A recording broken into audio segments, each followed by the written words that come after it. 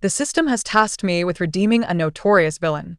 Without hesitation, I brought him home. My younger brother is in 6th grade this year and somewhat rebellious. All you need to do is keep an eye on him and, if necessary, give him a good thrashing. The compensation is 300 a day, with meals and lodging included. The villain, still a petty delinquent, readily agreed to accompany me home without a second thought. However, within a day, his stance altered dramatically. "Your brother is quite a handful. I require additional remuneration." I nodded vigorously, fully aware of the futility of dissent. For my younger brother, a 6th grader, stands at an imposing height of 1 meter and 90 centimeters.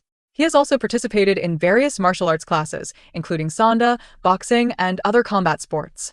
1. The system has tasked me with redeeming Jiangshen, claiming that due to his tragic early experiences, he is destined to become an emotionless villain in the future.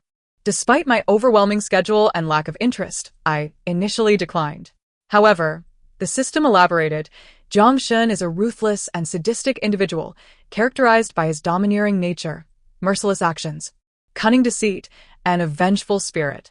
If he is already this way, how much more dangerous will he become after his descent into darkness? The description stirred my curiosity. Is he truly that formidable? Wouldn't he be effortlessly capable of dealing with a mere elementary school student? My indifference towards the redemption of villains quickly transformed upon hearing the system's assessment. I resolved to save him. I was in dire need of a cunning and ruthless individual to assist me in managing my troublesome younger brother, Fu Ming. At just 3 years old, he set the house ablaze. At 4, he dismantled furniture. At 5, he learned to leap from heights. And at 6, he ignited firecrackers at funerals. A day without a beating left him restless, and when left unattended, he caused chaos.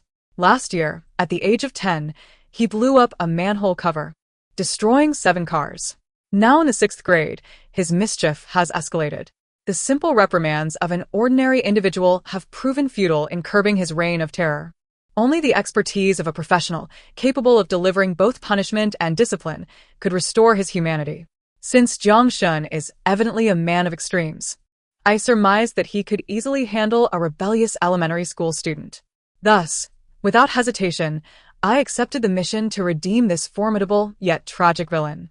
Subsequently, the system informed me of Jiangshen's sister, Jiang Xian, who would be deceived by their mother into being sold to their stepfather to settle debts, ultimately leading to her tragic demise in Southeast Asia.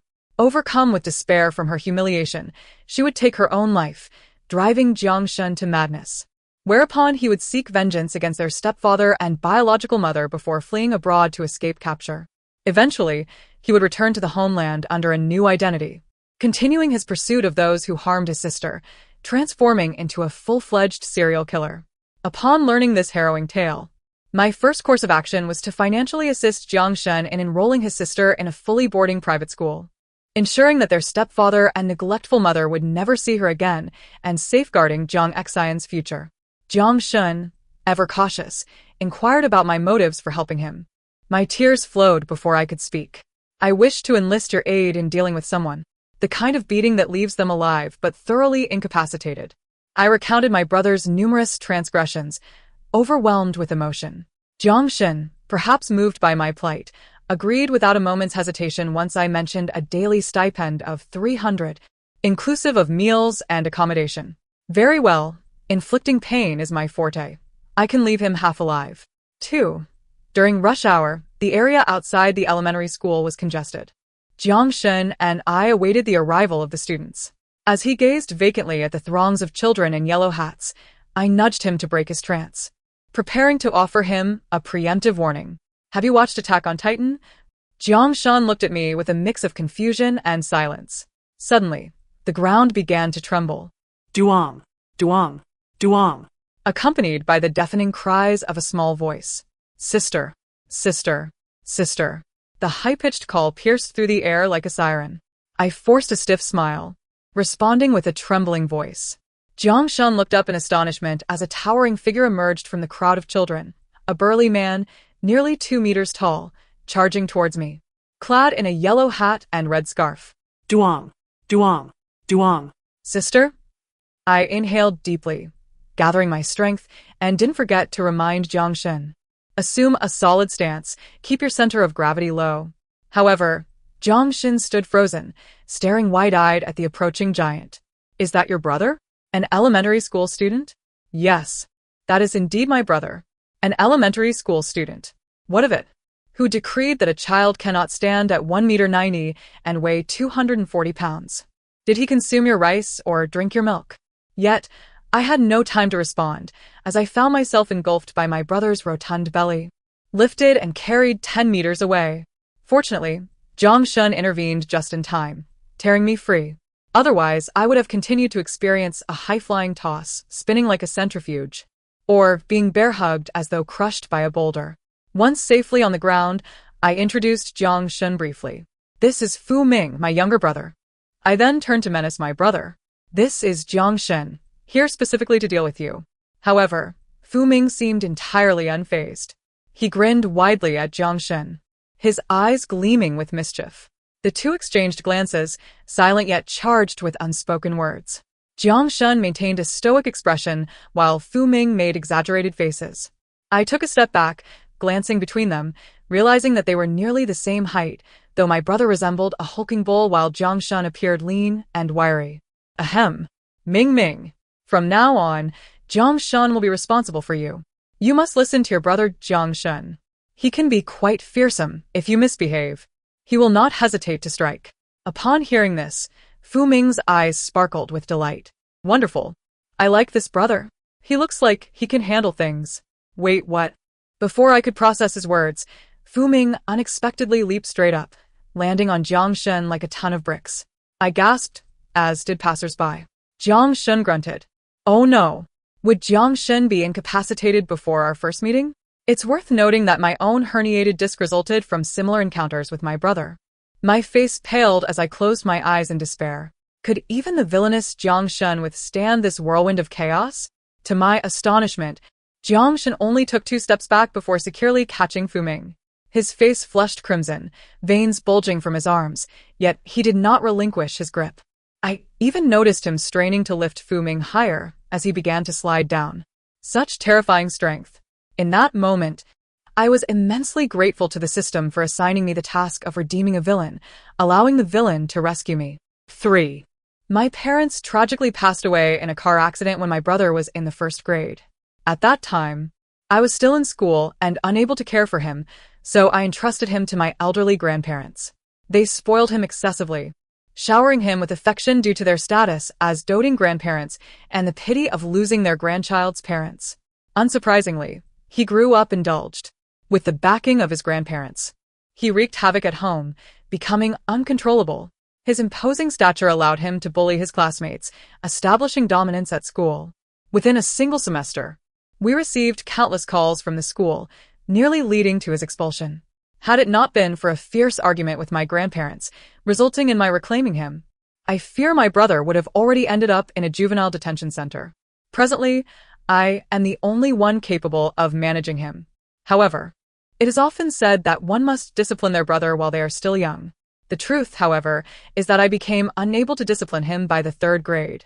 By the time Fu Ming reached 4th grade, he had already grown to 1 meter 80, and by 5th grade, 1 meter 85. Now he stands at 1 meter 90. I even took him to assess his bone age, and the doctor informed me he still has room to grow. It is no secret how envious I am. At merely 1 meter 60, and having ceased growing, whenever I discipline him, it is with a burning jealousy. Moreover, Fu Ming has become increasingly rebellious. My attempts to scold and reprimand him have proven futile.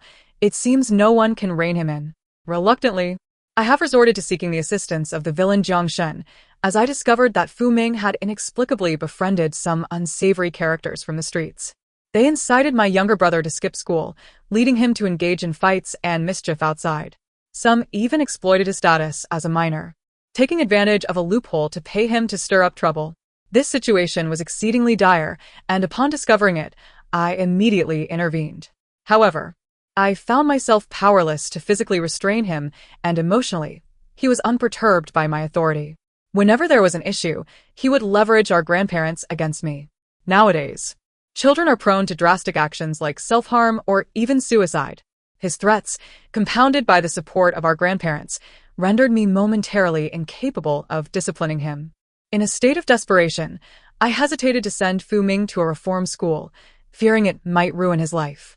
Fortunately, the system timely introduced a ruthless and formidable individual. My younger brother was deeply troubled by his inability to overpower others. On our way home, he persistently sought opportunities to test Jiang Shen's mettle, employing various tactics, including but not limited to discreetly tripping others, ambushing from behind with leg sweeps, and attempting to execute chokeholds. Yet, Jiang Shen effortlessly countered each of his moves. Following the tragic car accident that claimed our parents' lives, I enrolled him in various martial arts classes, sparring, boxing, martial arts, and taekwondo, to ensure he could defend himself. Coaches remarked on his exceptional talent, declaring him a prodigy in martial arts, and after merely 2 months, they deemed him ready to graduate, suggesting they could teach him no more. In reality, they found themselves outmatched. Observing their Tai Chi practice at home, I once again expressed gratitude to the system. The villain was indeed remarkable. As I witnessed my brother's increasingly reckless actions, I reclined on the sofa, casting a glance at Jiang Shen that communicated my indifference. Suddenly, the living room resonated with my brother's cries akin to a slaughtered pig. Ah. Don't hit my head. I possess iron head skills. Ha. Behold my diamond legs. Jiang Shen replied with cold, unfeeling mockery. Iron head skills, is it? Diamond legs, you say? Experiencing defeat at the hands of another for the first time, my brother came to realize Jiang Shen's strength and my resolve to discipline him. In that moment, he attempted to retrieve his phone to call our grandparents for help. With another glance, Jiang Shen understood instantly and lunged forward to seize the phone. A fierce struggle ensued over the device, and in an instant, chaos erupted in the living room, with furniture flying about. I witnessed Fu Xiaoxia charging at his adversary like a hungry tiger. Mountains collapsing. A mountain's weight bears down. Jiang Shen, agile as a hawk, evaded the attack and countered with a swift maneuver, subduing him with a heart-extracting strike. Hop, mea trifles. In an effort to resist Jiang Shen's advances, Fu Xiaoxia flailed his arms, executing a series of dragon-subduing palm techniques. Yet, Jiang Shen remained unfazed, effortlessly sidestepping and delivering a resounding slap to Fu Xiaoxia's posterior. Jiang Shen's formidable internal strength and profound mastery left Fu Xiaoxia's considerable weight trembling in the air. After a brief, tense silence, Fu Xiaoxia erupted with a thunderous roar. Jiang Shen, I will end you. Who do you think you are? Dare you utter another word? I am your father. I am your true father. The sound of slaps echoed as Jiang Shen seized Fu Ming's phone and tossed it to me, then positioned himself behind Fu Ming, gripping his neck and delivering successive strikes. Fu Ming's hefty frame twisted wildly under Jiang Shen's control, yet he was utterly powerless to escape. Watching my brother's helplessness as he endured the punishment, I struggled to suppress a smile. I had longed to confiscate my brother's phone. He was perpetually engrossed in it, either playing games or watching insipid short videos. Such early obsession hinted at a troubling future. However, due to Fu Ming's immense strength, I had been unable to take it from him. Now that Jiang Shen had arrived, he effortlessly liberated Fu Ming of his device, alleviating a significant burden from my mind. Fuming over the loss of his phone, Fu Ming's eyes blazed with anger as he pointed a finger at me, shouting, "Give it back. That was a gift from Grandpa. Who do you think you are to take it?" I inhaled sharply, closing my eyes to steady my breath, internally repeating, "My dear brother, my dear brother."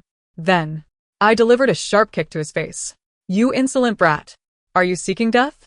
Do you believe I won't tear you apart?"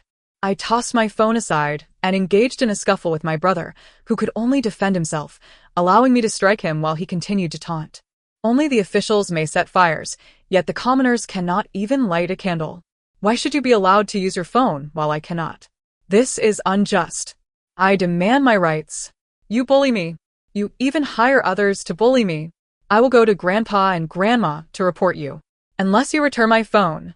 I grappled with Fu Ming, who dragged me towards the door while verbally threatening, "Let go of me. I will run away from home. Without my phone, I might as well die outside. I've never met someone as heartless as you." Suddenly, he fell silent, for Jiang Shen stood at the doorway, arms crossed and expressionless. Come. Try to leave this place. My brother was unable to run away, for Jiang Shen stood like a guardian at the door, blocking his exit. All he could do was stubbornly declare, "If you don't give me my phone back, I will go on a hunger strike." With that, He stormed off to his room in a huff. Thus, the first battle between the villain and my brother concluded, with the villain emerging victorious. Although Jiang Shun had appeared quite harsh earlier, he had restrained himself to prevent my brother from getting hurt. The outcome was that my brother bore only a few red marks on his backside, while Jiang Shun was adorned with scratches on his face and neck. I felt a pang of guilt and immediately set about tending to his wounds. Jiang Shun remained still, allowing me to apply ointment while casting a dark, brooding gaze in my direction. I feared he might reconsider his involvement and decide to quit. Just as I was preparing to craft a plea for him to stay, I unexpectedly heard him say, "Your brother is like this. He requires more compensation." "What?" 500 a day, not a cent less. I immediately nodded in agreement, promptly settling his payment for an entire quarter. Ding. 45,000 yuan deposited into Alipay. Please check your account. Jiang Shun seemed taken aback by my swift compliance, his expression a mix of regret and embarrassment.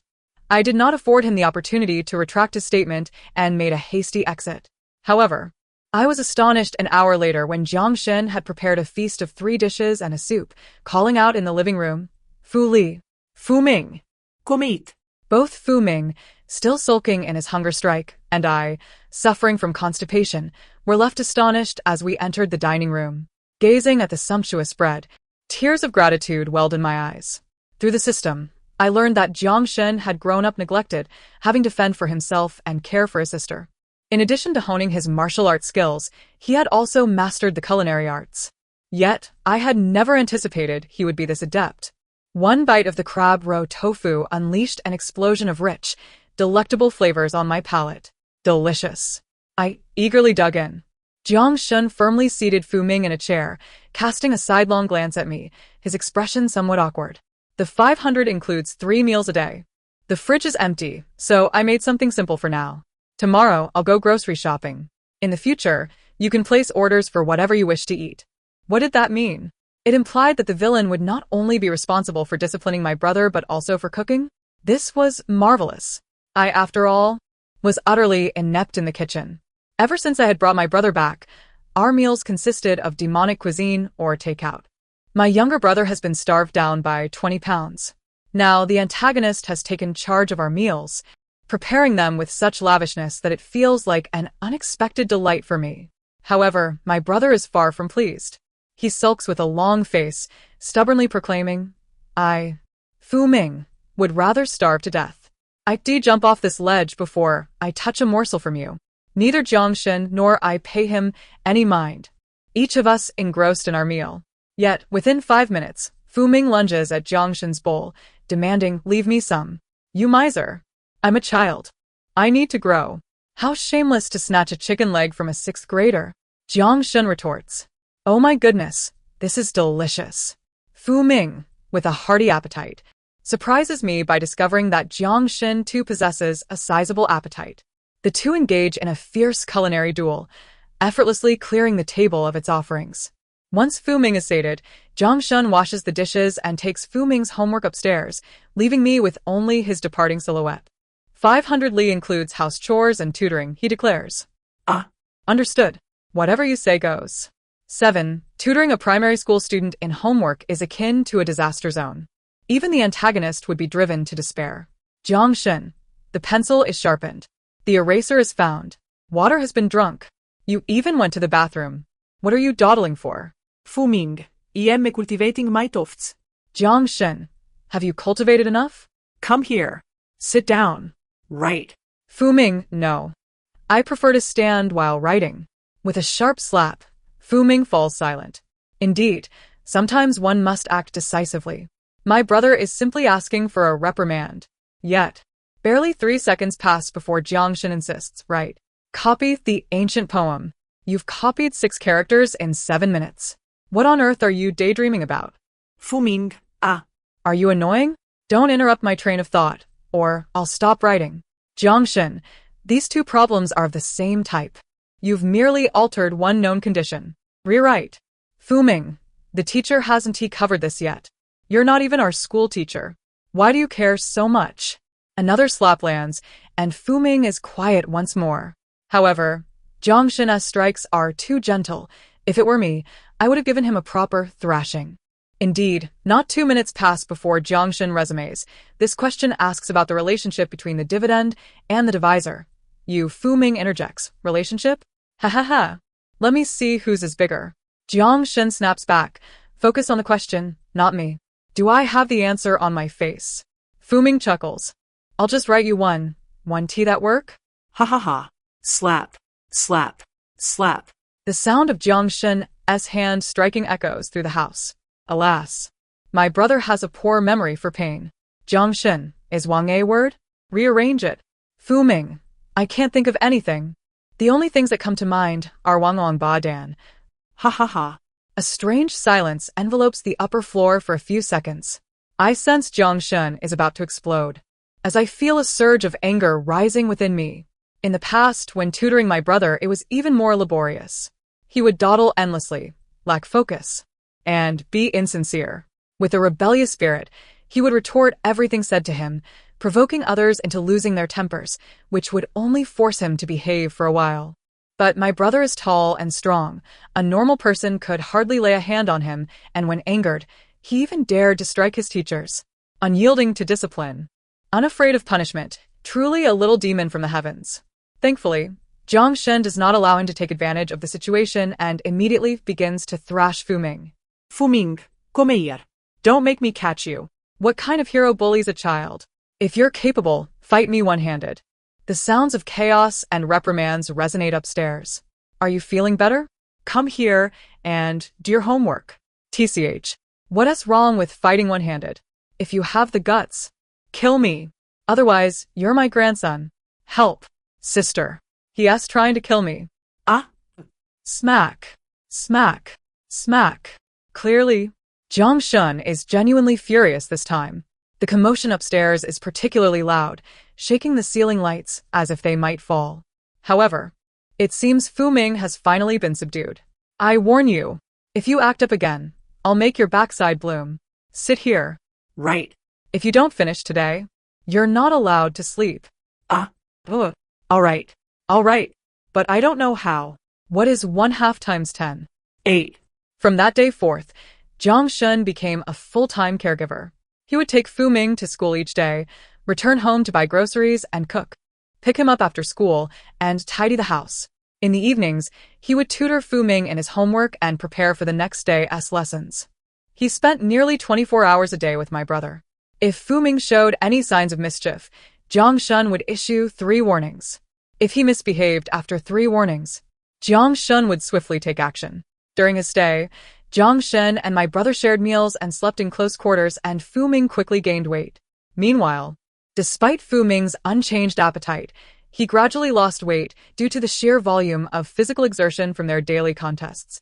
Now, the two are of comparable stature, both belonging to the light heavyweight category. I find myself witnessing the 2 giants wrestling in various corners of the house almost daily. However, my brother always ends up defeated, claiming that Jiangshan is ruthless, cunning, and treacherous. Yet, in my eyes, Jiangshan, who wears many hats, chef, nanny, bodyguard, tutor, and chauffeur, executes his responsibilities with such diligence that one could hardly find fault. His only shortcoming is his fiery temper. Moreover, I have noticed that, at some point, his temper has begun to extend beyond just Fuming, affecting me as well. Get out while I cook. You're in the way. Who told you to wash the dishes? If you don't clean them properly, I'll have to wash them a second time. The teacher assigned a blackboard report. Just leave that alone. What time is it? Still not up?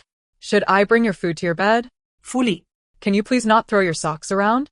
Is it so easy to find a pair? To be honest, I am somewhat displeased. After all, this is my home. And Jiangshan seems to have lost sight of the hierarchy. However, who can be calm while raising a child? And in this household, those who work have the say, which I am somewhat aware of. Thus, I dare not provoke him, and I have grown increasingly silent at home. Before returning each day, I sit in the car for 30 to 50 minutes before going inside. Over time, my brother has noticed the peculiar atmosphere in the house and quietly suggested, "Sister, why don't you let him go find a job? He is cooped up at home every day. He is almost out of touch with society. True love is about giving him freedom, not confining him." My brother has clearly misunderstood. Yet I remain silent, reflecting upon it. Indeed, I have neglected to arrange for him to have a break, forcing him to serve us tirelessly. I have been a bit too demanding. Thus, after my reflection, I promptly propose a vacation for Jiangshen. To my surprise, he removes his apron and nods seriously. Educating children cannot be solely about oppression. He needs a break. Then, he pulls out several board games. From now on, if you complete your homework on time, you can play games for a while. Fuming. Me. The unanticipated board games ended up being played until 11 at night. Ultimately, Fu Ming is still a child. As long as someone accompanies him, he can enjoy any game with great enthusiasm. Watching my brother's rare, innocent, and joyful smile, I reflect once more. Have I been too absent in my companionship with him? After our parents passed away, my brother was entrusted to our grandparents. The elderly, having experienced the loss of their own child, merely ensure he isn't hungry or sick while caring for him. I find myself devoid of the surplus energy required to accompany my younger sibling. In my pursuit of academic and professional endeavors, I have regrettably neglected my younger brother. Thus, it would be unjust to attribute all of the child's rebelliousness to our grandparents. I bear a significant portion of the responsibility as well. After a night of introspection, I felt the weight of my realizations. I resolved to take my brother on a journey, enhancing our familial bonds through shared experiences. Coincidentally, the National Day holiday was approaching, and Jiangshen's sister was also free. Therefore, Jiangshen and I took our siblings to a coastal city. After a period of adjustment, my younger brother has become considerably more obedient. The novelty of traveling for the first time has also contributed to his commendable behavior. He not only refrained from mischief, but also took the initiative to look after others. Much to my delight, this trip was a joyful experience for all four of us, fostering our relationships. Upon our return, Fu Ming began addressing Jiangshen as brother. Brother, how do I solve this problem? Brother, I want to eat fried meatballs. Brother, you promised to play basketball with me. Brother, look at my sister. She's pinching me. Sister, let my brother find a class. Otherwise, he will keep tormenting me. Yet Jiangshen remained unyielding, regardless of how affectionately my brother called him. His iron fist of love continued to descend upon Fu Ming. Under Jiangshen's stern guidance, my brother began to exhibit increasingly normal behavior, almost indistinguishable from that of an ordinary child. However, the following day, shortly after dropping the children off, Jiangshen called me, distressed to report that Fu Ming had been absent from school for an entire week. Upon inquiring with the teacher, I learned that Fu Ming had been feigning illness, frequently complaining of headaches and fevers to excuse himself from school. Unfortunately, when the teacher attempted to contact us, they could not reach either Jiangshen or me, for Fu Ming had secretly blocked our numbers on his phone. With no means to contact us, the teacher had no choice but to reach out to our grandparents. Once entrusted to their care, Fu Ming had complete autonomy over his actions. Throughout that week, he pretended to attend school, only to leave shortly after arriving and wait at the school gate for Jiangshen after classes. His efforts to skip school were both elaborate and concerning. Now, even our grandparents were unable to reach him. Everyone was in a state of panic. After I confiscated his phone, my grandfather had secretly purchased him another one, believing it would be a kindness to allow Fu Ming some leisure. Unbeknownst to him, Fu Ming had taken advantage of this goodwill. Previously, he would answer their calls without fail, but now, the phone remained perpetually unreachable. Jiangshen, more furious and anxious than anyone, swiftly took measures to track down Fu Ming's phone. Initially, we only sought to ascertain his location, but Jiangshen's suspicions led him to check Fu Ming's social media. To our horror, we discovered that Fu Ming had been in contact with individuals of dubious character from his past, and there were substantial financial transactions recorded on his phone. No one would transfer such large sums of money to a mere elementary student without ulterior motives. Fear gripped me. I dreaded the possibility that Fu Ming was being lured into illicit activities. Jiangshen remained composed, reassuring me while simultaneously tracking his location. However, as I delved deeper into my brother's conversations, my fear only intensified. Mingye. Though you may be small in stature, your spirit is formidable. I respect no one but you. That old ghost dared to look down on you. Brother, teach him a lesson. None of us would dare to kill. But if you do, you'll be our greatest leader. Don't worry, brother. You're not yet 14. Even if you kill someone, the law can't touch you. A chill coursed through me. These individuals were inciting a minor to commit crimes. They had previously exploited my brother's youth and naivety, convincing him to engage in intimidation and violence. Now, they were attempting to persuade him to commit murder and take the fall for it. Fortunately, Jiang Shen's timely intervention had averted a catastrophic outcome. Having pinpointed Fu Ming's location, I immediately contacted the authorities and rushed to the scene. Previously, I had reported similar incidents, but without concrete evidence, the police could do little more than reprimand and educate the children involved. This time, however, I would not allow them to evade justice. Using the tracking information, we discovered that Fu Ming had been taken to a factory on the outskirts of the city by this group. Jiang Shan accessed the factory's surveillance footage. In the grainy images, I caught sight of my brother, holding a knife. Beside him lay a man, bloodied and pleading for mercy. Darkness enveloped me, and I nearly fainted, unable to comprehend what I was witnessing. He had truly committed murder. Yet after listening intently, Jiang Shan realized that Fu Ming had not killed anyone. He merely stood there, paralyzed with fear, clutching the knife.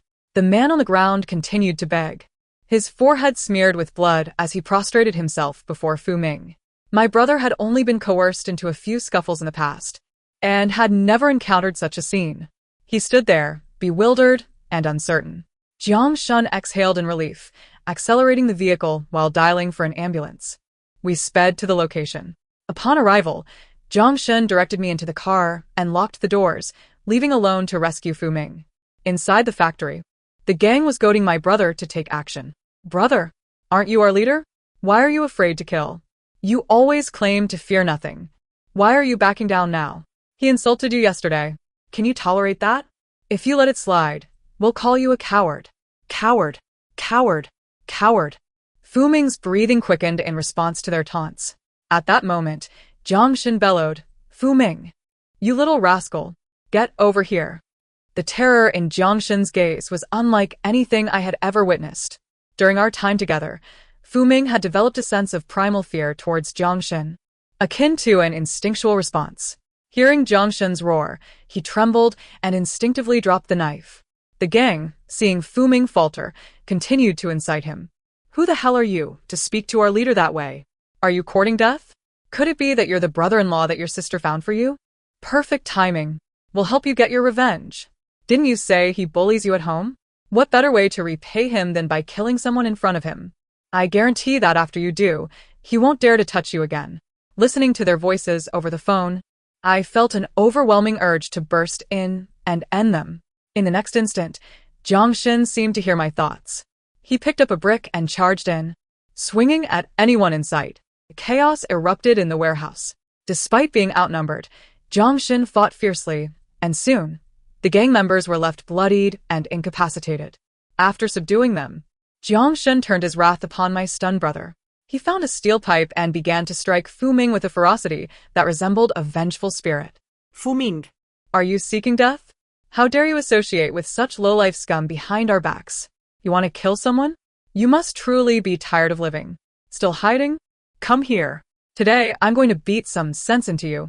Jiang Shan dragged my brother away from the factory as the gang lay motionless on the ground, feigning death. As I witnessed Jiang Shan wielding the steel pipe with such intensity, I could no longer bear it and rushed to intervene. However, I was immediately taken hostage by a newcomer, a man with a buzz cut. He pressed a knife against my neck, threatening both my brother and Jiang Shan. Stop. Stop. Don't fight anymore. Hey you. I told you to stop. If you don't, I'll kill her. Jiang Shan turned his head and discovered that I was being dragged away, prompting him to immediately cease his actions. Fu Ming unsteadily rose to his feet, his expression a mix of grievance and fury. As he shouted at the man with the buzz cut, Old Han, what are you doing? This is my sister. Let her go. The man referred to as Old Han shook his head and pointed his chin toward the bloodied figure lying on the ground. You go kill him, or I will kill your sister. Old Han feigned advancing with a knife toward my neck, causing my younger brother to burst into tears in desperation. Old Han, didn't you say we were friends across generations? Are you really my brother if you treat my family like this? I see through you all. You are liars. You are all scoundrels. While I was indeed being held hostage, I took solace in the fact that my brother was beginning to recognize the true nature of these people. Moreover, I suspected they lacked the audacity to commit murder. Otherwise, they would not have gone to such lengths to manipulate my brother into taking the blame. Observing my brother's regretful expression, I allowed myself to cultivate a sense of fear, joining him in tears to amplify the atmosphere of panic, hoping it would temper his recklessness in the future. However, to my surprise, it was not my brother who reacted with agitation, but Jiang Shen. In a swift motion, he retaliated with a knife, plunging it into the man, killing him instantly. Let her go. Old Han was taken aback, stunned by Jiang Shen's abrupt willingness to kill. He hesitated for a moment before tremblingly pushing me aside and fleeing. Ah! Murder! Murder! He really killed someone. I stumbled into Jiang Shen's embrace, astonished by his actions. Are you out of your mind? How could you kill someone? My brother, equally bewildered, chimed in, Brother, how about I take the fall? I'm a minor. So, I shouldn't go to prison. Jiang Shen, his gaze dark and penetrating, inspected my neck before gently closing his eyes in relief upon realizing I was unharmed. It's all right. That man isn't dead. Enough. Stop looking. Let us go. Fu Ming. Didn't you say she wasn't talking about you? Let us move. Jiang Shen shoved us into the car, and through the window, we witnessed the man, whom Jiang Shen had supposedly killed, springing to his feet and running away. It turned out Jiang Shen had merely cut the ropes binding the man. Thankfully, the man had enough sense to feign death, biding his time. Knowing that Jiang Shen had not committed murder, I sighed in relief, only for that sense of calm to be swiftly replaced by anxiety as several cars began to pursue us. Unfamiliar with the terrain, we were quickly caught up with. A dozen individuals exited their vehicles, surrounding us and brandishing weapons as they began to pound on the car. How dare you mess with me, you bastards! Brothers! Smash his car! They surrounded our vehicle, hammering on it indiscriminately. It was evident they were attempting to intimidate us, lacking the courage to truly destroy it. Yet, upon witnessing the situation, Jiang Shen flung open the car door and charged out, seizing a steel pipe and striking out in a fit of rage. Come on, you ringleader. Step forward. I'll make you pay. You scoundrels. Inciting minors to commit crimes. Are you seeking death? My brother, without a moment's hesitation, leapt from the car. I'll make you pay. I'll make you pay for bullying my sister. You're the real brats here. A bunch of punks. The two of them, formidable as they were, easily overpowered the throng of adversaries. Having spent the last few months honing their skills at home, they had developed an undeniable synergy. In no time, they had brought down the assailants to the ground. A straggler attempting to breach my defenses was met with my self-defense spray and stun baton, incapacitating him even more thoroughly than the others. By the time the police arrived, they were greeted by a scene of chaos, with the thugs wailing in agony. Upon returning to the police station with the officers, my brother hesitated before deciding to confess. However, Uncle Hat merely reprimanded him, recognizing that he had been manipulated and had not engaged in any concrete criminal behavior. Most importantly, he was a minor. The police explained, remember, the minor protection law exists to safeguard minors from harm, not to shield them from the consequences of their crimes. Fu Ming felt an overwhelming sense of shame, vowing to remember this lesson. In the aftermath, he was consumed by guilt over past misdeeds that remained unrectified. Thus, Jiang Shen and I accompanied him, going door to door to apologize and offer reparations. To our surprise, we discovered that my grandparents had already visited, leaning on canes, carrying fruit baskets, and red envelopes to apologize. They even showed us surveillance footage of their humble contrition. Upon witnessing this, my brother broke down in tears, exclaiming, I swear, I will never cause trouble again. I will study hard. Yet, how can a boy of 12 or 13 truly settle down? Indeed, within just a few days, he was back to his mischievous ways. Fortunately, with Jiang Shen's guidance, my brother managed to remain somewhat civilized. However, he often tested Jiang Shen's patience, teasing, You can't possibly control me forever. Once you leave, let us see who can keep me in check. Ha! Jiang Shen handed me a bowl of peeled and pitted grapes. Are you going to manage him? Me? How could I manage anything? I lacked any authority in this household. When I feigned ignorance and remained silent, Jiang Shen took the grapes back. Have you considered making me his brother-in-law? Then I can keep him in line for a lifetime. Upon hearing this, I nodded vigorously, realizing I had been ensnared in a clever scheme. Jiang Shun had been working hard to build a successful career while caring for the child. Now, He worked during the day and returned home at night, not only earning a living but also being incredibly nurturing. He had even gathered evidence against my nefarious stepfather and mother, sending them to prison, completely alleviating us of troublesome relatives. He was the epitome of an ideal husband. Seeing my enthusiastic response, Jiang Shun smiled subtly and resumed cooking, handing me the grapes. Fu Ming, with a mischievous grin, trailed after Jiang Shun into the kitchen to sneak a snack. Only I remained, clutching the grapes, frowning in contemplation. Something felt amiss. Had I unwittingly walked into a trap? the end. Thank you for listening, and we shall meet again in the next story.